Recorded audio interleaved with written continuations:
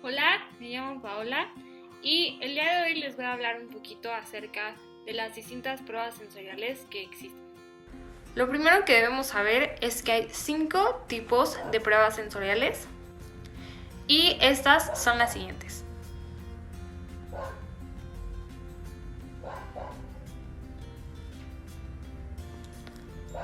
Bueno, la primera categoría que vamos a realizar son las afectivas, las pruebas afectivas. Y bueno, ¿qué son? Las pruebas afectivas lo que buscan son evaluar la respuesta y la aceptación, o sea, la preferencia o la aceptación que tienen los consumidores de cierto producto o de cierta característica de algún producto. Y hay distintas razones por las cuales se le deben hacer este tipo de pruebas a los consumidores. La primera es el mantenimiento del producto. Esto significa como realizar reducción de costos, sustitutos de ingredientes del producto, cambios en la formulación, modificación del envase, cosas por el estilo. El segundo es el mejoramiento u optimización del producto y en lo que consiste es en actualizar algunos atributos los cuales han sido solicitados por el consumidor. Después, pues en el desarrollo de nuevos productos se tiene que evaluar el concepto, tienen que haber estudios de factibilidad de que se puede realizar o no el producto, pruebas. También está la evaluación de un mercado potencial y bueno, lo que se debe hacer aquí es como saber los precios de compra, los hábitos actuales de compras de los consumidores, hábitos alimenticios, precios, etcétera. También está la revisión de la categoría de algún producto y bueno, aquí se identifican las áreas de oportunidad dentro de la categoría de algún producto. Después el respaldo de claims y bueno, pues los claims con los que el producto se promociona. Y 7 necesidades no cubiertas. Aquí es el conocimiento de las necesidades que tienen los consumidores y bueno, aquí se realizan entrevistas 1 a 1 o entrevistas en puntos de venta. Bueno, y luego también es muy importante saber el muestreo y la demografía. Para esto no es suficiente con seleccionar al azar a alguien de la población humana y ya decir, no, se deben tener en consideración factores como la edad, la frecuencia de consumo, religión, proveniencia e ingreso económico. Otro factor que también es importante, pues es saber las fuentes de origen del sujeto. En esto es, o sea, si son empleados, si es población en general, o si son residentes, y también se debe tener en cuenta el lugar en donde se va a llevar a cabo la prueba. Creo que es importante mencionar que durante estas pruebas afectivas, lo que hacen los consumidores es que hablan sobre sus sentimientos en entrevistas pequeñas o individuales sobre las pruebas. Entonces es como algo muy subjetivo. Este tipo de pruebas se dividen en dos, las que son cuantitativas y las que son cualitativas. En las cuantitativas están las que son de preferencia y las que son de aceptación. Vamos primero a hablar tantito de las de preferencia. Las pruebas de preferencia te obligan a elegir un atributo sobre otro y de ahí indicas cuáles productos te gustan y cuáles no te gustan. Estas pruebas se clasifican en preferencias de rango o preferencias emparejadas o de pares múltiples. Entonces, o sea, el punto es decir cuál te gusta más. Y el otro tipo son las de aceptación, que de manera muy breve se utilizan como para determinar el gusto de los consumidores hacia un producto y compararlo con otro y emplea escalas. Después, en las cualitativas existen los que son focus group, que tienen como objetivo determinar como las tendencias generales de respuesta de los consumidores. Está la entrevista 1 a 1, que es ideal cuando el investigador requiere probar mucho de cada consumidor.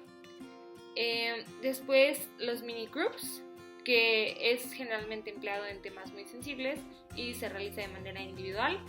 Y el focus panel, que se realiza en contacto inicial como con el panel y, o sea, como entre todos se discute el tema, luego cada uno se lleva como a su casa, no sé, la prueba que el producto que le hayan otorgado, y después regresan y discuten acerca de sus experiencias. Bueno, y eso fue un poquito acerca de las pruebas afectivas. Ahora, de manera general, o sea, nos vamos de nuevo al tipo de pruebas sensoriales que hay y nos encontramos con las pruebas dinámicas.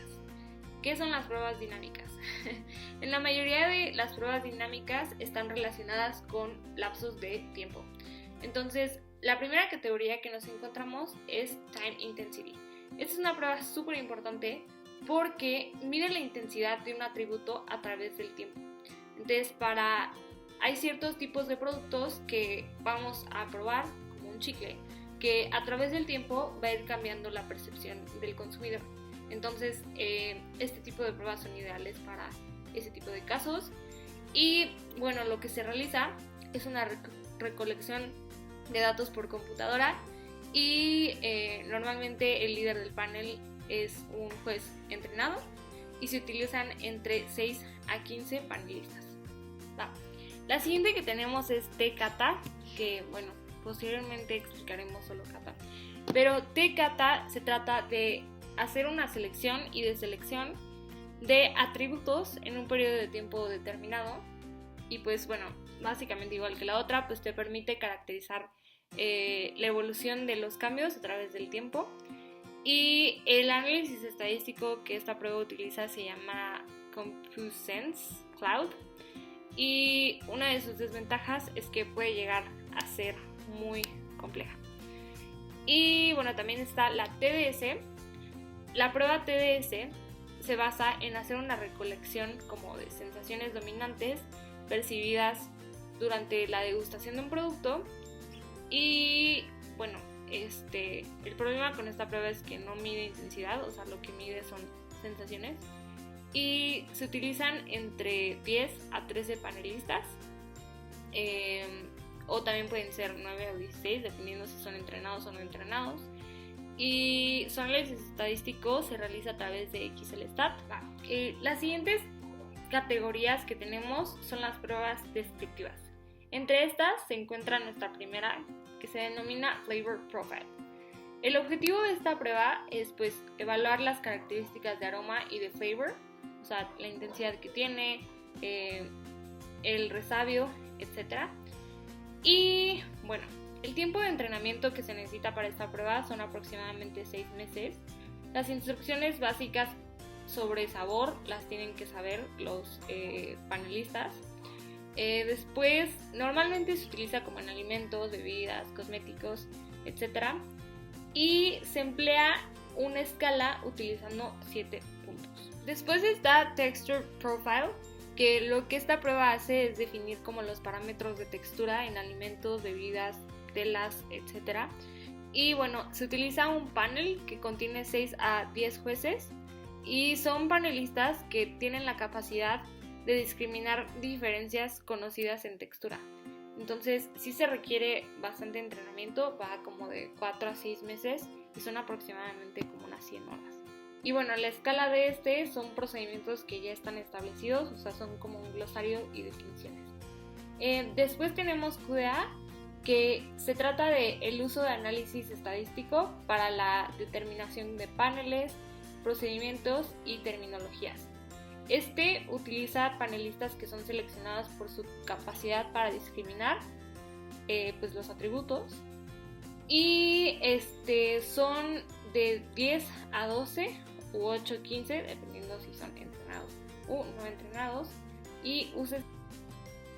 Luego tenemos Spectrum, que lo que esta prueba hace es que da una como documentación clara de los atributos y pues define como las intensidades que tiene. Esta prueba es muy estricta, requiere como 3 a 4 meses de entrenamiento, 12 a 15 jueces y las escalas estadísticas que utiliza son de 15 puntos. Es considerada la más estricta de todas las pruebas. Ahora, Free Choice Profile. Este resuelve la problemática del uso de distintos términos para referirse a un mismo atributo y se utilizan entre 12 a 15 panelistas no entrenados. En esta prueba sí no se utilizan a panelistas entrenados y pues más o menos no requiere entrenamiento justo por esto, y cada panelista genera sus propias escalas y descriptores. Bueno, la siguiente categoría son las pruebas de diferencia. Las pruebas de diferencia en general, todas las que voy a mencionar, tienen pues el mismo objetivo, que es encontrar la diferencia entre una o más de las pruebas, solo que para llegar a un resultado se llevan a cabo de formas distintas. Se dividen en dos, en generales y atributos. Las de atributos, está primero la 2AFC, que lo que tiene el objetivo de hacer es medir la experiencia subjetiva de una persona a través de su patrón de opciones y de tiempos de respuesta. Y bueno, se le entregan dos muestras direccionada, así en este caso te preguntan cuál es más, o no direccionada, que te van a preguntar cuál prefieres. Y para este tipo de pruebas se requieren de 30 a 40 jueces que sean capacitados para detectar cambios. Y el análisis estadístico que se utiliza es ANOVA. Y después está la 3AFC, que pues tiene el mismo objetivo, pero se va a enfocar en un solo atributo, y la muestra, que es diferente, cuenta con el de mayor intensidad. Entonces para vamos a ocupar 30 a 40 jueces que también pues sean capaces de detectar cambios, y se va a utilizar del mismo modo ANOVA como análisis estadístico. Bueno, y ahora en esta misma categoría de las pruebas de diferencia nos vamos a las que son generales. La primera de las que les voy a hablar es la que es igual o diferente, que bueno, aquí lo que se hace es que se le dan dos muestras a cada sujeto y se les pregunta si son iguales o no. El sujeto contesta, y bueno, para esta prueba se necesitan paneles entrenados o no entrenados, pueden ser hasta 200 jueces, y el análisis estadístico que se emplea es el de chi cuadrada.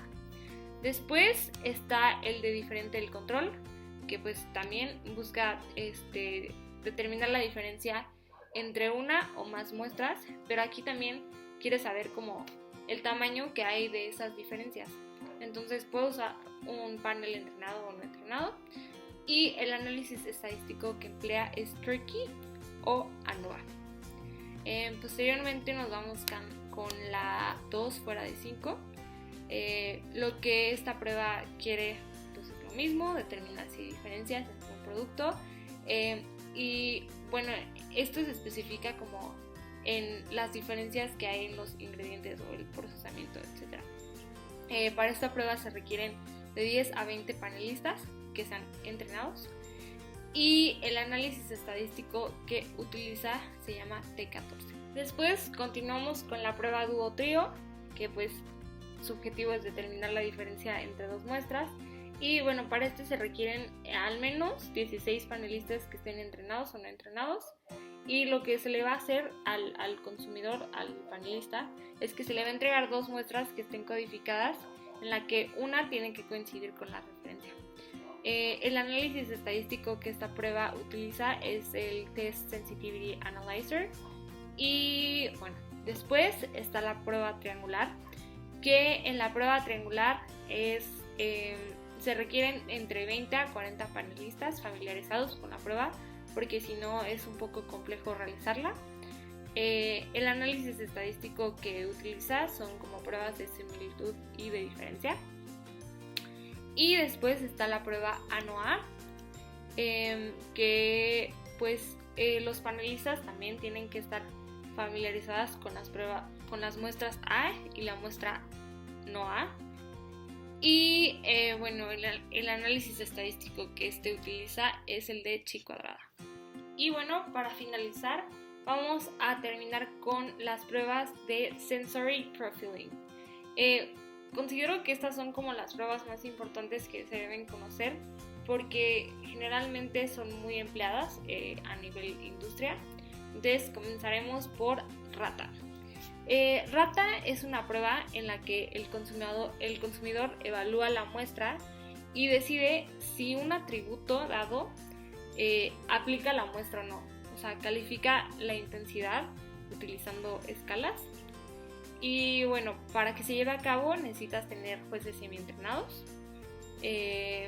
Una de sus ventajas es que pues, es muy rápido, es eficiente y te da buen análisis estadístico. Las desventajas es que puede haber una alta como variabilidad en puntajes o cambios de percepción hedónica. Y bueno, el que se utiliza se llama ANONA para el análisis estadístico. Después está el Pair Comparison. Este te va a determinar si dos muestras se perciben iguales o se perciben diferentes. Y lo que se utiliza para esta prueba son una escala de 7 puntos en donde cada interacción entre la columna y la fila es por pares. Entonces, para que esto funcione vas a necesitar 30 jueces que estén entrenados o no entrenados. Y las ventajas de esta prueba es que pues, es muy sencilla, tiene un muy bajo costo y no requiere que tus panelistas tengan una buena memoria, pero también es muy complicado realizar como la matriz que se necesita para hacer el cálculo estadístico y sí, esa sería una inconveniencia. Y emplea LSLR como análisis estadístico. Después está Projecting Mapping, que lo que esto va a hacer es que panelistas van a evaluar y acomodar la muestra según vean diferencias y similitudes.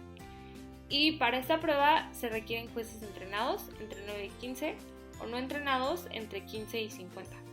Las ventajas es que es muy fácil de realizar y es de muy bajo costo, pero también te puede proporcionar conclusiones inexactas, te puede dar una dificultad posicionar las muestras y puede ser como muy difícil de analizar estadísticamente. Hablando de el analizador que se utiliza, es que se hacen cálculos de distancia.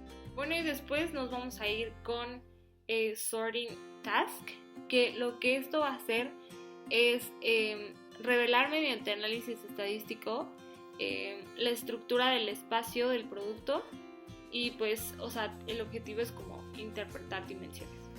Entonces, en sujetos van a clasificar K objetos dentro de 2 y K-1 grupos distintos, ¿ok?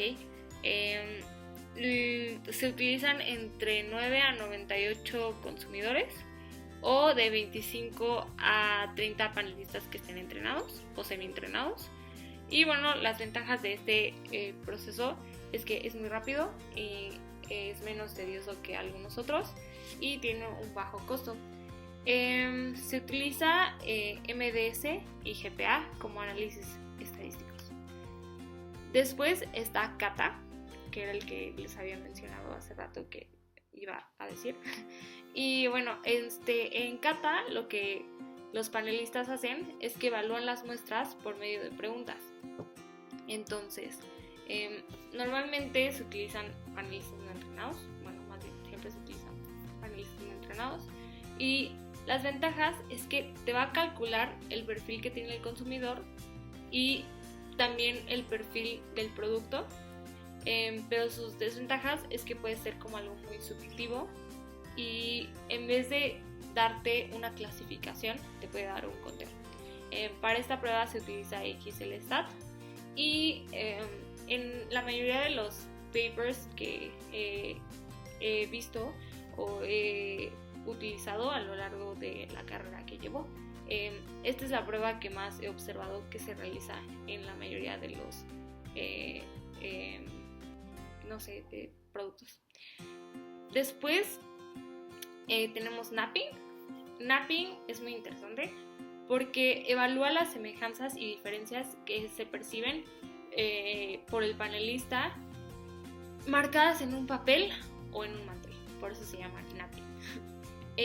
Esta prueba utiliza entre 9 a 15 jueces entrenados o no entrenados Y bueno, sus ventajas son que es muy rápido y sencillo de cuantificar, pero sus desventajas es que no hay suficiente estudio acerca de la prueba, entonces pues no se puede llevar a conclusiones tan exactas como los otros. Y este utiliza como análisis estadístico, se llama Sensorgraph o también un análisis factorial normal. Y por último, para finalizar, tenemos Flash Profiling.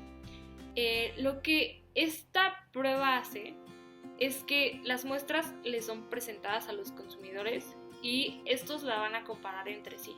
Entonces, de ahí van a otorgar un rango que va como desde lo alto a lo bajo. Para esta prueba vas a necesitar entre 20 a 40 jueces que pueden ser, en esa categoría van a ser no entrenados, y si son entrenados van a ser de 6 a 12.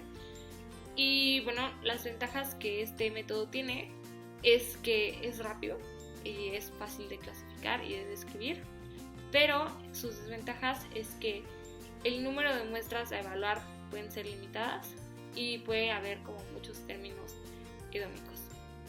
El análisis estadístico que se emplea es igual GP. Bueno, eso fue todo. Espero que hayan aprendido mucho y muchas gracias por su atención.